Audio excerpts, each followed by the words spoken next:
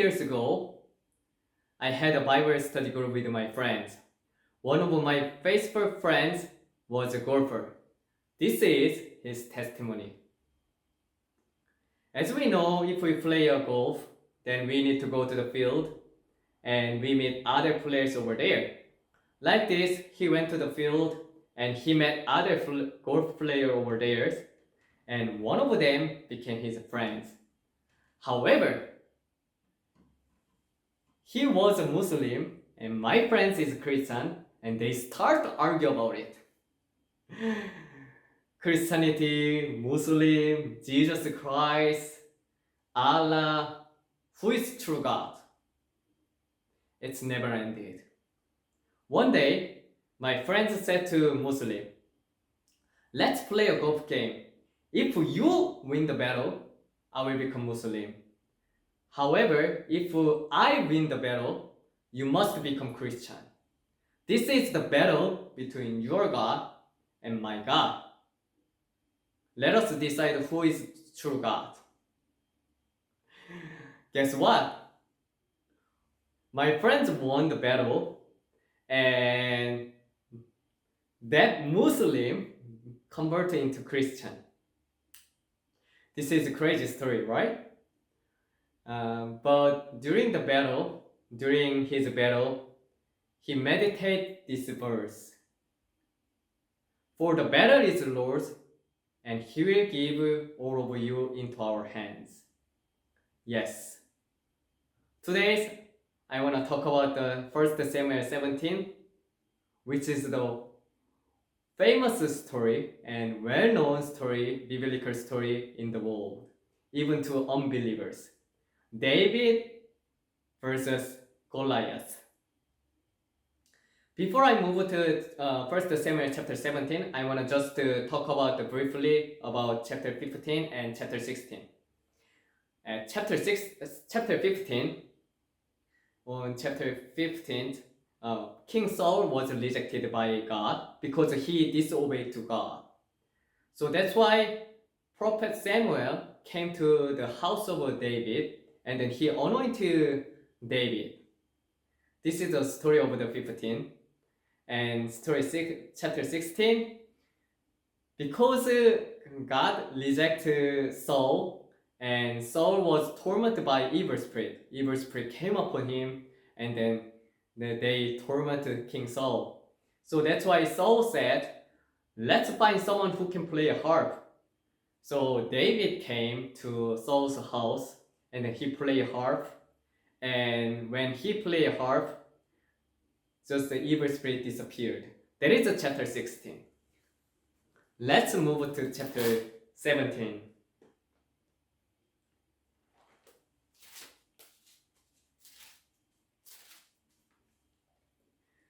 Now the Philistines gathered their force for war and assembled at School in Judah. They pitched camp at Ephes-dammim between School and Azekah. Saul and the Israelites assembled and camped in the valley of Elah and drew up their battle line to meet the Philistines. The Philistines occupied one hill, and the Israelites another, with the valley between them. A champion named Goliath, who was from Gath, came out of the Philistine camp. He was over 9 feet tall. He had a bronze helmet on his head and wore a coat of scale armor of bronze weighing 5,000 shekel. On his legs, he wore bronze grips, and a bronze javelin was slung on his back. His spear shaft was like a weaver's rod, and its iron points weighed 600 shekel. His shield bearer went ahead of him. Goliath stood and shouted to the ranks of Israel, why do you come out and line up for battle? Am I not a Philistine, and are you not the servants of Saul? Choose a man and have him come down to me. If he is able to fight and kill me, we will become your subjects. But if I overcome him and kill him, you will become our subject and serve us. Then the Philistine said, this day I defy the ranks of Israel. Give me a man and let us fight each other. On hearing the Philistines' words, Saul and all the Israelites were dismayed and terrified. Just to think about it. My height is a 5.41 height, and he's about twice taller than me. He's about 9 feet. And he just not only have a good physical body, but he also have a brain. Probably he won several battles before, and he had a wisdom how to increase the battle moral. So he used the good strategy, one of the good strategy, which is a single combat. Right, like this. Choose a man and have him come down to me. Think about it. Who want to fight against Mike Tyson today? No one. If I go to the Mike Tyson, if he one punches me, I will be knocked down or I will be killed. I'm definitely sure. Now David was the son of an Ephrathite named Jesse, who was from Bethlehem in Judah. Jesse had 8 sons, and in Saul's time, he was old and well advanced in years. Verse 13, Jesse's 3 oldest sons had followed Saul to the war. The firstborn was Eliab, and the second is Aminadab, and third, Shema. David was the youngest. The 3 oldest followed Saul, but David went back and forth from Saul to tend his father's sheep at Bethlehem. For 40 days, the Philistine came forward every morning and evening and took his stand. 40 days, morning, evening, just Goliath came and say this word again and again. And so that's why Israelites are so terrified, and because of these words, they are discouraged and dismayed. But it increased the battle moral for Philistine. Now, let's move to verse 17.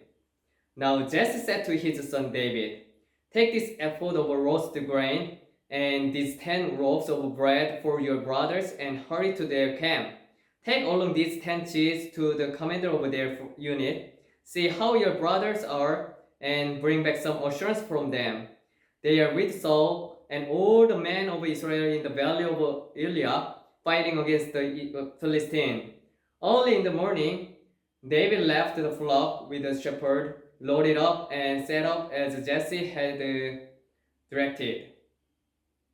He reached the camp as the army was going out to its battle positions, shouting the war cry. Israel and the Philistines were drawing up their lines facing each other. David left his things with the keeper of supplies, ran to the battle lines and greeted his brothers. As he was talking with them, Goliath, the Philistine champion from Gath, stepped out and from his lines and shouted his usual defiance. And David heard it. When the Israelites saw the man, they were ran from him in great fear. Now the Israelites had been saying, do you see how this man keeps coming out? He comes out to defy Israel. The king will give great wealth to the man who kills him. He will also give him his daughter in marriage and will exempt his father's family from taxes in Israel. David asked the man standing near him, what will be done for the man who kills this Philistine and remove disgrace from Israel? Who is this uncircumcised Philistine that he should defy the army of the living God? They repeated to him what they had been saying and told him, this is what will be done for the man who kills him. When Eliab, David's oldest brother, heard him and speaking with the man, He burned with anger at him and asked, "Why have you come down here? And with whom did you leave those few sheep in the desert? I know how conceited you are and how wicked your heart is. You came down only to watch the battle." "Now, what have I done?" said David. "Can I even speak?"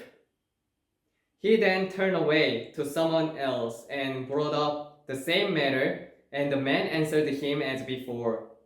What David said was overheard and reported to Saul, and Saul sent for him.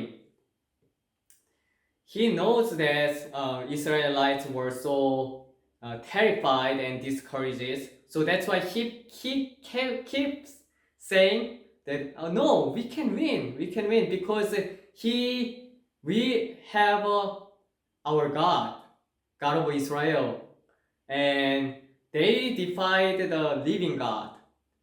So we can win the battle.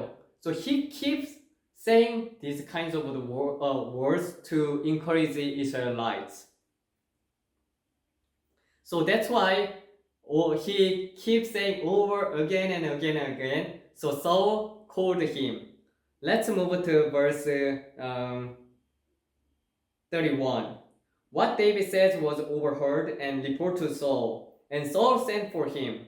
David said to Saul, "Let no one lose their heart on accounting of this Philistine. Your servant will go and fight him." Saul replied, "You are not able to go out against this Philistine and fight him. You are only a boy, and he has been a fighting man from his youth." But David said to Saul, "Your servant has been keeping his father's sheep. When a lion or a bear came and carried off a sheep from the flock, I went after it, struck it, and rescued the sheep from its mouth. When I turned on me, I seized it by its hair, struck it, and killed it. Your servant has killed both the lion and the bear. This uncircumcised Philistine will be like one of them, because he had defied the army of the living God." So that's why God chose David and God anointed David. He see what others could not see. He saw with the eyes of God.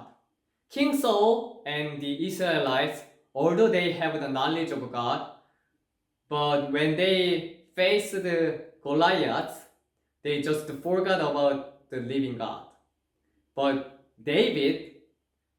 when David saw and heard what Goliath said, he has a burning heart for the name of the Lord. So that's why he see things with the eyes of the God. So he was so sure that God will be with him and God will deliver Israelites, because he has experience and he has tasted the goodness of God when he was a shepherd.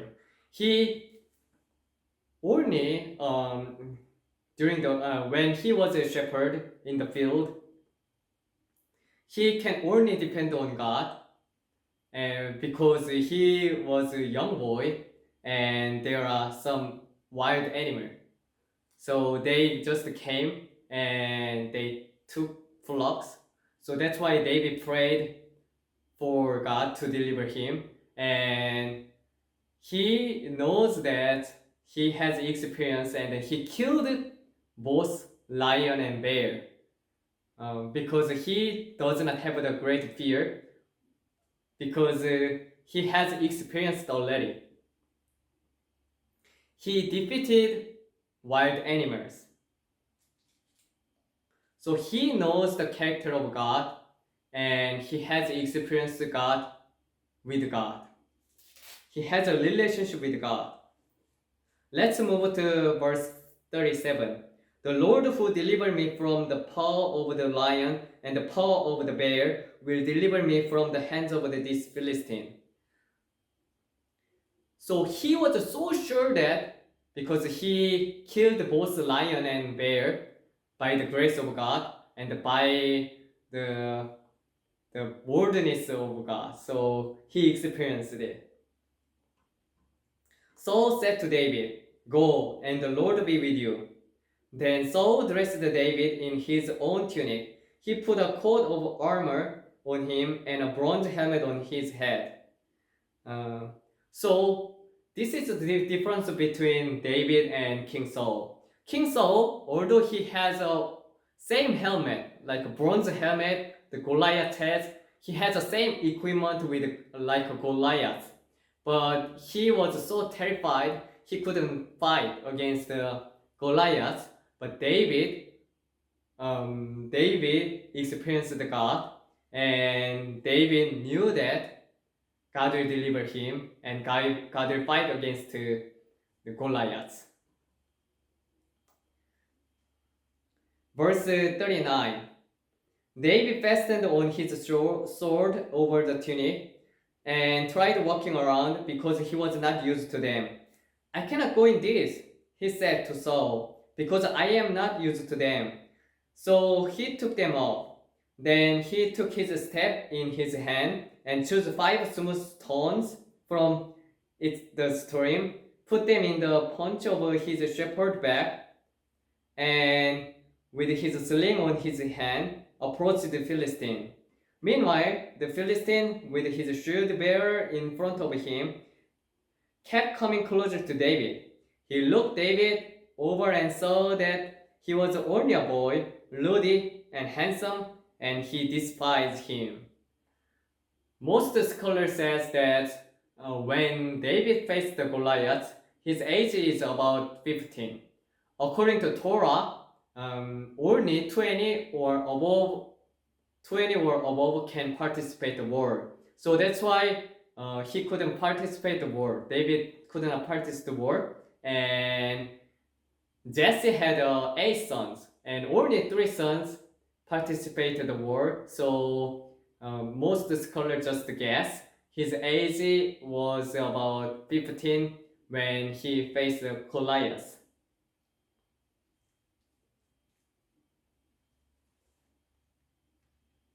So let's move to verse 42. He looked David over and saw that he was only a boy, ruddy and handsome, and he despised him. He said to David, "Am I a dog? Then you come at me with sticks?" And the Philistine cursed David by his God. "Come here," he said. "I will give your flesh to the birds of the air and the beasts of the field." David said to the Philistine, "You come against me with a sword and spear and javelin, but I come against you in the name of the Lord Almighty, the God of the army of the Israel, whom you have defied. This day the Lord will hand you over to me, and I will strike you down and cut off your head. Today I will give the carcasses of the Philistine army to the birds of the air and the beasts of the earth, and the whole world will know that there is a God in Israel. All those gathered here will know that it is not by the sword or spear that the Lord saves, for the battle is the Lord's, and he will give all of you into our hands." As the Philistine moved closer to attack him, David ran quickly toward the battle line to meet him. Reaching into his bag and taking out a stone, he slung it and struck the Philistine on the forehead. The stone sank into his head, and he fell face down on the ground. So David triumphed over the Philistine with a sling and a stone. Without a sword in his hand, he struck down the Philistine and killed him.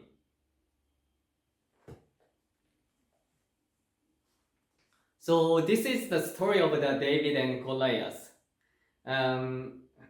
He has experience that he tastes the goodness of God by taking care of his sheep. And he knew that, and he was so sure that, and he has a faith that God is with me. And so he can win the battle because he has a relationship with God first, and also he sees what others could not see.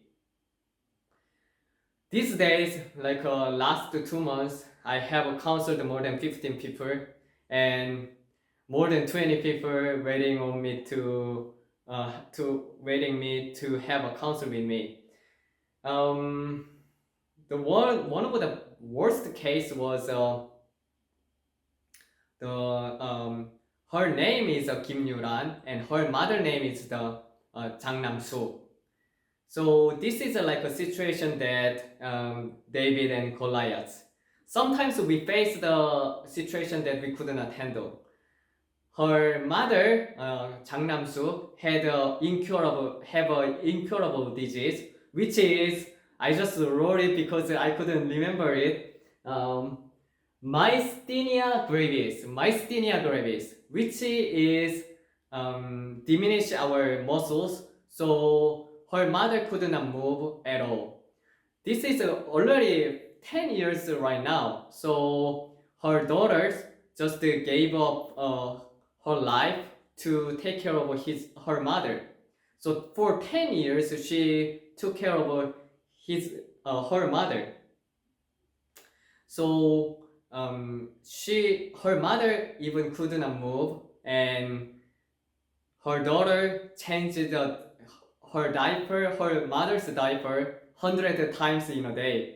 Her mother just called her 30 seconds in 1 minute, and every 2 minutes, 30 seconds, 1 minute. So it's crazy. And she could not sleep. She only could sleep like 1 or 2 hours in a day. So it's a very bad situation, but her mother still right now have the delusion and it's about to die, and she denied Jesus Christ. Her mother, Jang Nam-soo, denied Jesus Christ. So that's why I prayed with her, and I spent my 2 days to just pray for her mother. And against all hope, I believe and I hope. You know what? Because I have experience with God and I know His character. God will see her sacrifice, and God will see her suffering, and God will deliver her mother, Jang Nam-soo. Although evil spirit waiting her mothers to bring her back to soul, hell, but I believe God will deliver him. God will deliver her. Because no one whose hope in you will ever put to shame. Like this, all of you are ministers right now, and until today you have tasted and you have experienced, and probably you faced the spiritual warfare before, but like me, I have defeated so many evil spirits by prayer, and you would also have many experiences in your ministry. And I believe God will deliver, because for the battle is the Lord's, and He will give all of you into our hands. This is not our battle, and this battle is for God, and God already won the battle, and God control all the things. So that's why we can win. We can defeat any situation when we hope and when we wish and do not have a fear. God will deliver you from every situation that we faced. Although there is no hope, it looks like there is no hope. Against all hope, I believe, I wish, because I know His character, and God will save you and me and us. Thank you.